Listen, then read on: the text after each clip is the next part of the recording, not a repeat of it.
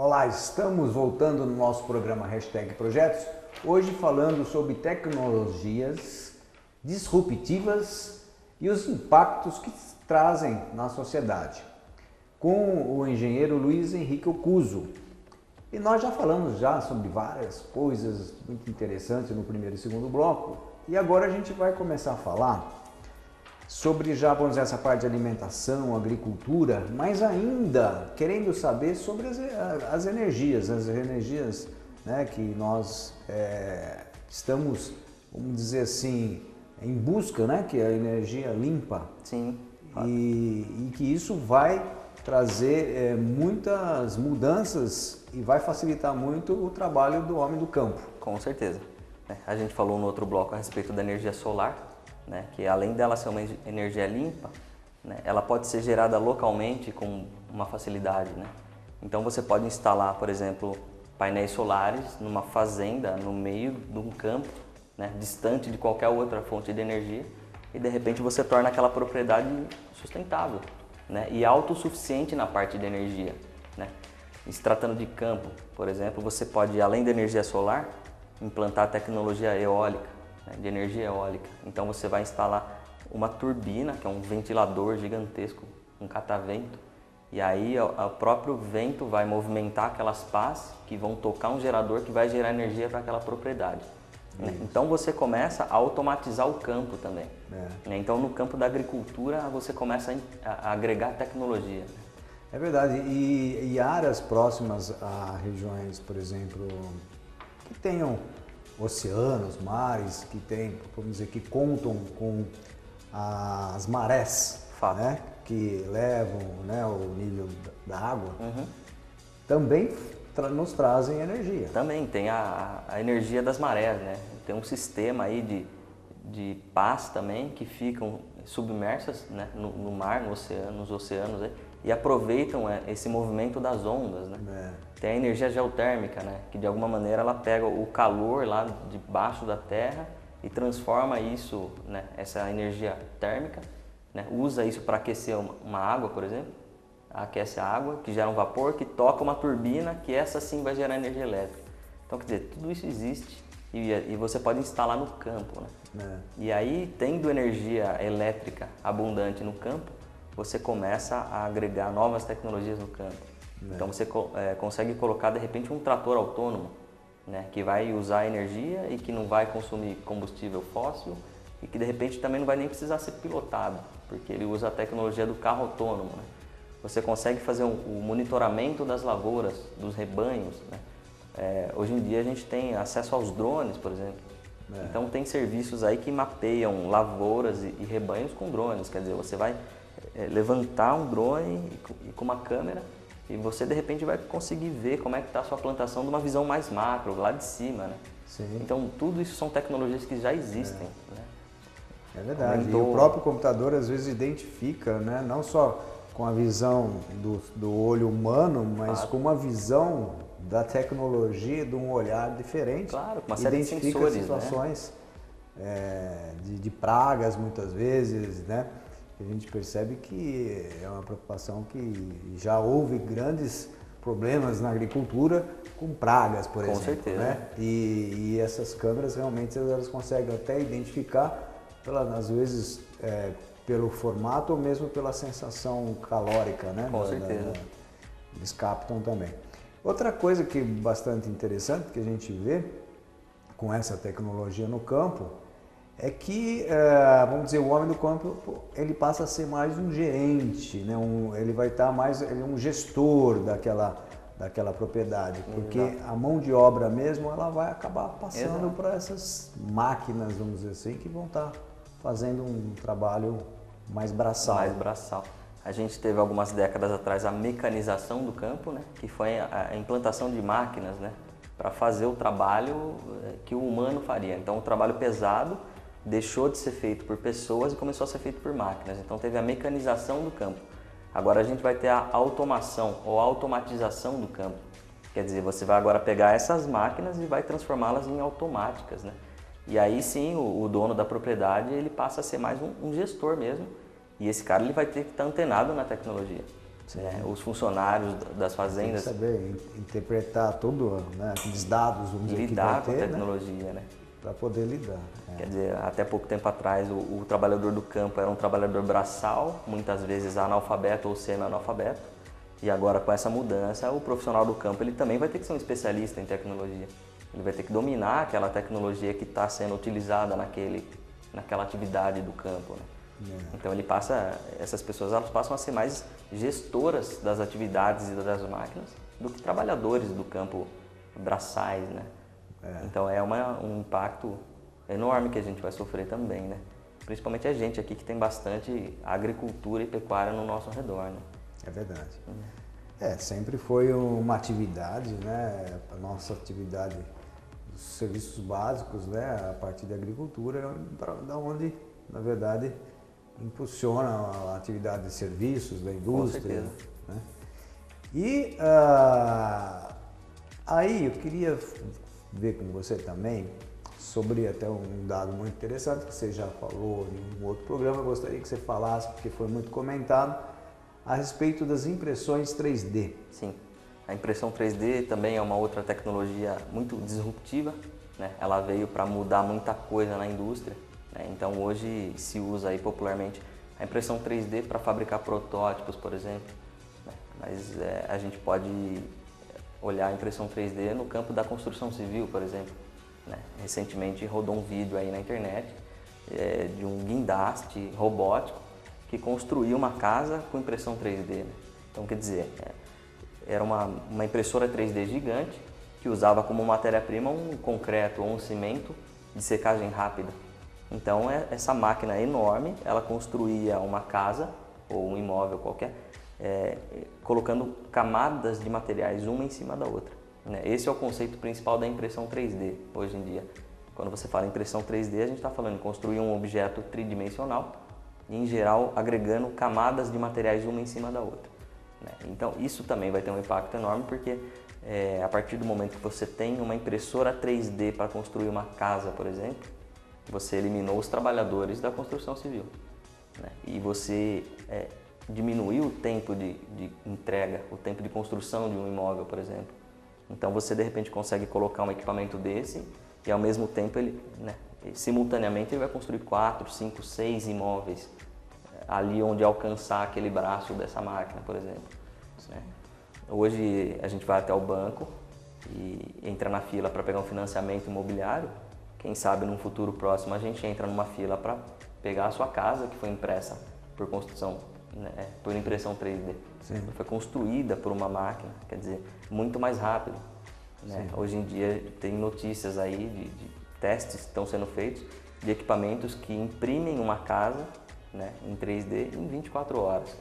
Isso é uma coisa impensável, né? Quer dizer, hoje em dia com as nossas tecnologias da construção civil, a gente não consegue construir uma casa com essa velocidade, né? Sim, é verdade. Então é uma mudança muito grande.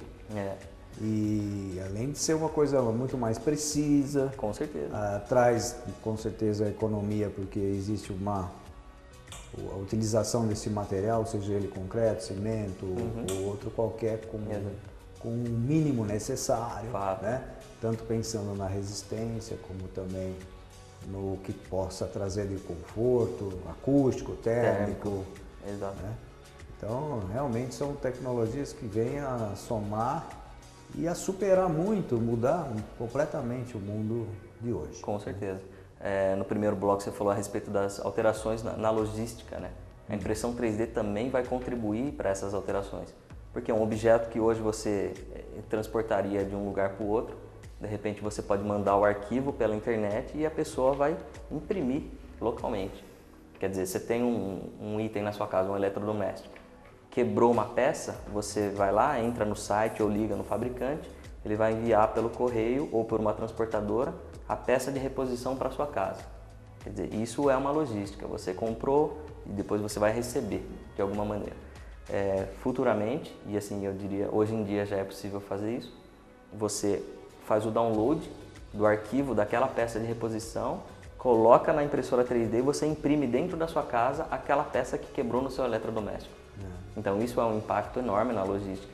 Você imagina todos os dias aí quantas peças não são transportadas nas nossas rodovias, ferrovias, hidrovias, e que de repente não precisarão mais ser transportadas. É a base assim de um fax, né? Eu lembro quando surgiu o fax, a gente imaginava, mas como que a pessoa vai receber um papel igualzinho lá do outro lado, né? Da cidade ou do estado, sei lá o que seja. Mas assim, era impressionante a gente imaginar como que aquilo era possível. Né? Pois é. E então, hoje a gente tem, por exemplo, filmes até poucos anos atrás, pouquíssimos, coisa de 2, 3 anos. Meu pai, com 84 anos, achava impressionante, por exemplo, o meu irmão está na praia e mandar uma foto dele naquele instante. Mas de quando é isso? É agora que passou. Exato. Como agora? Era difícil de entender. É. Então, a gente às vezes possa ter dificuldade de entender, por exemplo, uma peça que a gente receba através de um software. Fato. Mas, conhecendo um pouco, a gente já começa a perceber que é totalmente possível e isso já acontece. Isso já acontece. Não é um futuro, é uma realidade hoje. O que vai acontecer é a maior quantidade, é a maior facilidade, isso vai acontecer com mais agilidade, com mais frequência. Né? Inclusive a expectativa é de que imprimir uma peça com uma impressora 3D fique tão fácil quanto imprimir uma folha de papel numa impressora de papel. Isso. Quer dizer, é uma coisa muito simples, você só vai lá e dá um comando, né? E no máximo você vai escolher a resolução. Né? Você vai imprimir uma folha, você escolhe se você quer rascunho, resolução normal ou alta definição. Perfeito. Na impressão 3D a tendência é que seja assim também. Entendi. Então você vai optar se você quer uma peça com menos detalhes, uma peça impressão normal ou uma peça mais detalhada.